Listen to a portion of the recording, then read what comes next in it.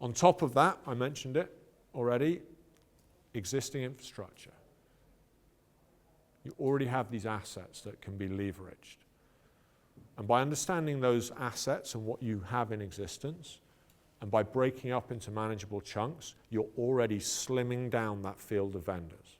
Okay? Because that's the goal. The idea here is to get to a low-risk vendor selection process, right? For you, for your credibility.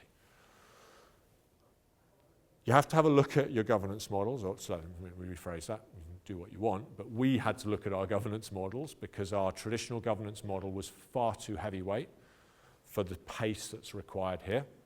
So we have a light channel that we can now funnel these things down, which still ticks off all of the security boxes, still has to get some kind of architectural review, but avoids the governance that we feel is absolutely required when we're making a change to our SAP systems. We don't have when we're making a change or deploying some IoT piece of technology. So we've done all of this, and we've got this smaller pool of vendors that we're now going to work with, and this is how we do it in Coca-Cola today. This is what we're trying. Then we've had to get comfortable with the fact that we might have lots of them. So they're probably right now, and not for a few years yet, isn't going to be that one vendor that's, got it all. We are talking, Circle in California seems like a really interesting vendor. They're making a play for that overall space, so we're looking at them. But at the moment, my feeling is, and the feeling within Coca-Cola is, no one vendor has the capability to be the answer. So what do you do when you've got a bit less, smaller, more focused pool of vendors, but still a number of vendors? So very careful about your investments. All of these companies will be keen to work with you, and that means that when it comes to talking about piloting and about an approach where they share some financial risk, we're finding they're very open to that. Doesn't mean, there's no such thing as a free lunch, but it's just about sharing the risk. They get insight because they get scale, they get to say that they're working with Coca-Cola, and we get to leverage their expertise and get a really good look at them before we get too intermingled with them.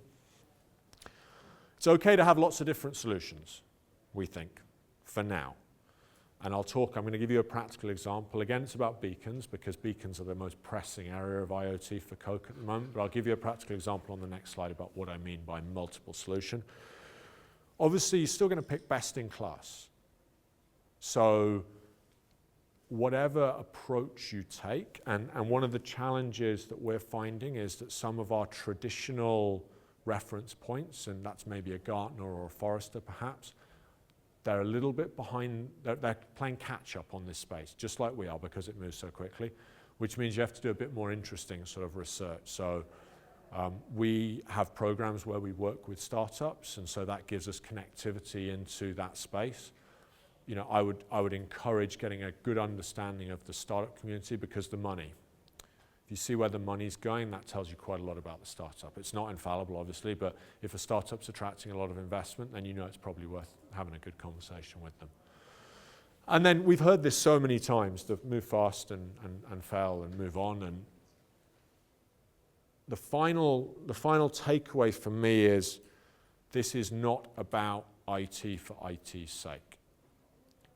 It has to be about a business problem.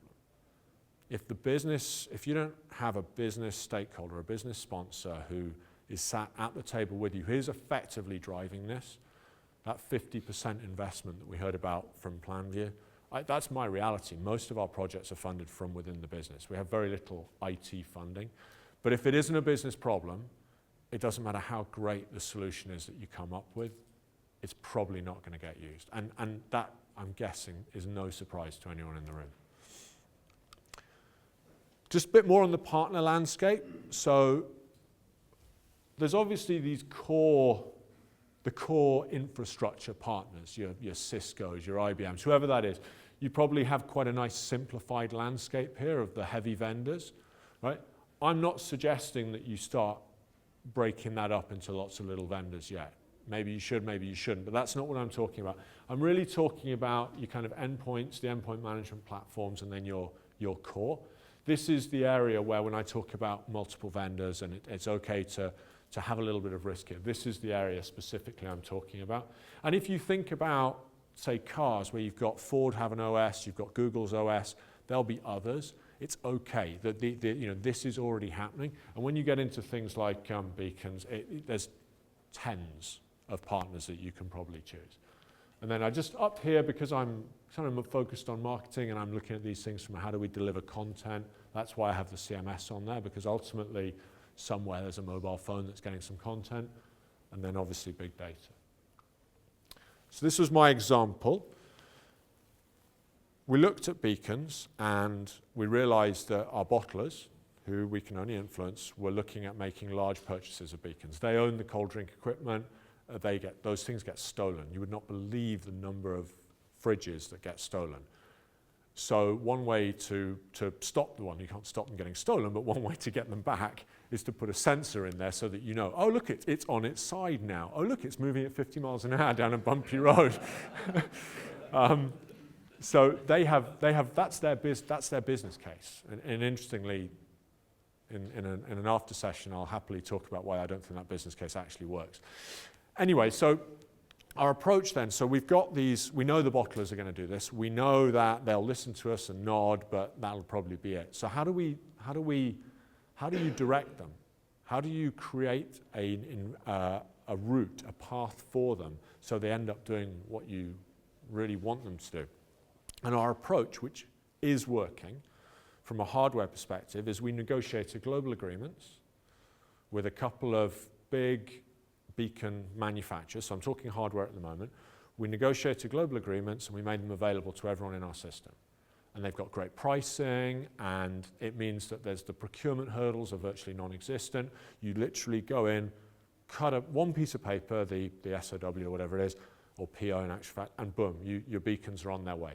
Compared to, like any big corp, a much more lengthy procurement process if you decide, well, actually, I like these beacons over here because they have a blue light on them, and therefore by reducing the barrier to entry to the ones we wanted them to buy, it's working so far.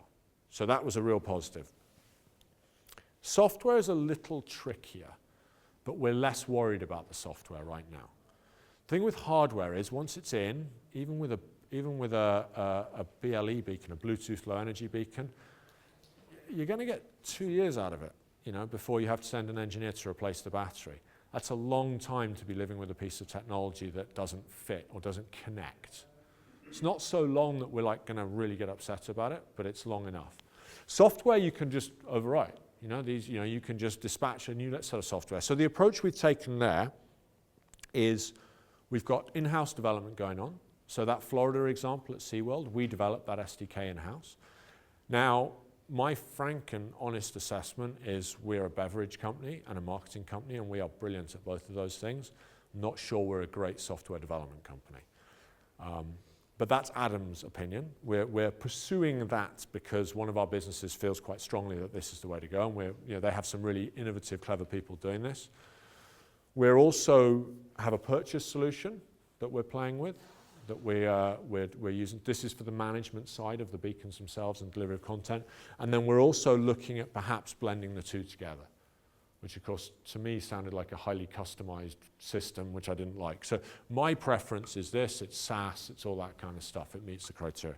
But we're okay with it right now because we feel the risk is low and we can switch software now because it's small. Obviously as it gets bigger and it becomes like an ERP, that becomes a whole different problem. And then the mantra is, test it, fail, change direction, succeed, always fast, always cheap. And I'll leave you with a quote from Tom Daly, who's one of my colleagues. He's the director of mobile at Coca-Cola, and I think this is quite thought-provoking. So thank you very much. Any questions? Thank you, Adam. Good. Oh.